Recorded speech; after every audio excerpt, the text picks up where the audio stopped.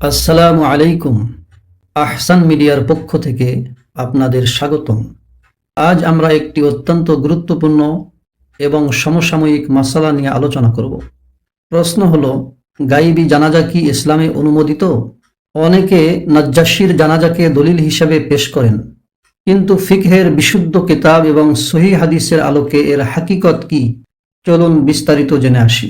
গাইবী জানাজার মূল ভিত্তি হিসেবে যে হাদিসটি পেশ করা হয় তা হলো সহিহ বুখারীর 1320 নম্বর হাদিস।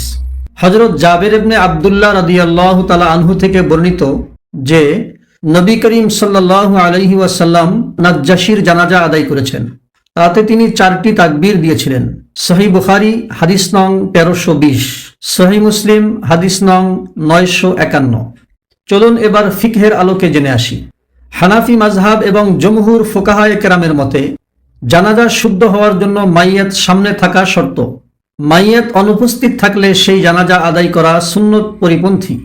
যেমন আল হিদায়া কিতাবে বর্ণিত আছে, অনুপস্থিত জানাজা পড়া যাবে না, গায়েবী জানাজা পড়া যাবে না। আল হিদায়া খণ্ড 1 পৃষ্ঠা 180। ফতোয়ায়ে শামী রদ্দুল মুহতারে বর্ণিত আছে, জানাজা নামাজের শর্ত হলো মাইয়াত উপস্থিত থাকা এবং সামনে রাখা। সুতরাং অনুপস্থিত কারো উপর জানাজা শুদ্ধ হবে না। রদ্দুল মুহতার খণ্ড 2 পৃষ্ঠা 209। যারা নাজ্জাশীর জানাজাকে দলিল হিসাবে পেশ করেন তাদের বিপরীতে বিশুদ্ধ কিতাব সমূহে 3টি অকাঠ্য জবাব দেওয়া হয়েছে। চলুন তা দেখে নিই। 1. মুশাহিদা বা দৃশ্যমান হওয়া।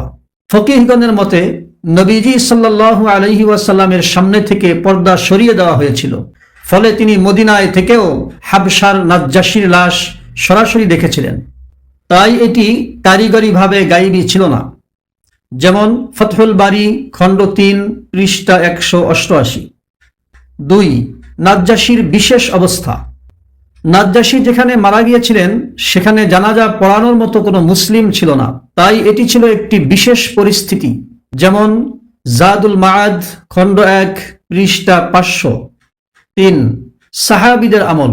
নবীজি সাল্লাল্লাহু আলাইহি ওয়াসাল্লাম নাজ্জাশী ছাড়া আর কারো গায়েবী জানাজা পড়েননি এবং সাহাবায়ে কেরামও তাদের পরবর্তী যুগে কারো গায়েবী জানাজা পড়েননি।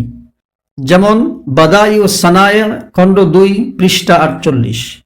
বিশেষভাবে দূর দূরান্তে ইন্তেকালকারী 9 জন সাহাবীর তালিকা পেশ করছি, যারা মদিনার বাহিরে ইন্তেকাল করেছেন কিন্তু তাদের জন্য মদিনায় কোনো গায়েবী জানাজা পড়া হয়নি। তারা হলেন হযরত খালিদ বিন ওয়ালিদ রাদিয়াল্লাহু তাআলা আনহু, হযরত আবু উবাইদাহ ইবনুল জাররাহ রাদিয়াল্লাহু তাআলা আনহু, হযরত মুআজ বিন জাবাল রাদিয়াল্লাহু তাআলা আনহু, হযরত আমর ইবনুল আস রাদিয়াল্লাহু তাআলা আনহু, হযরত বিলাল রাদিয়াল্লাহু তাআলা আনহু, হযরত আবু আইয়ুব আনসারী রাদিয়াল্লাহু তাআলা আনহু, হযরত আব্দুল্লাহ ইবনে আব্বাস রাদিয়াল্লাহু তাআলা আনহু, হযরত সাদ বিন আবি ওয়াক্কাস রাদিয়াল্লাহু তাআলা আনহু, হযরত জাফর ইবনে আবি তালিব রাদিয়াল্লাহু তাআলা আনহু। পরিশেষে বলা যায়, গায়েবী জানাজা কেবল রাসূল সাল্লাল্লাহু আলাইহি ওয়াসাল্লামের জন্য নির্দিষ্ট বিধান ছিল।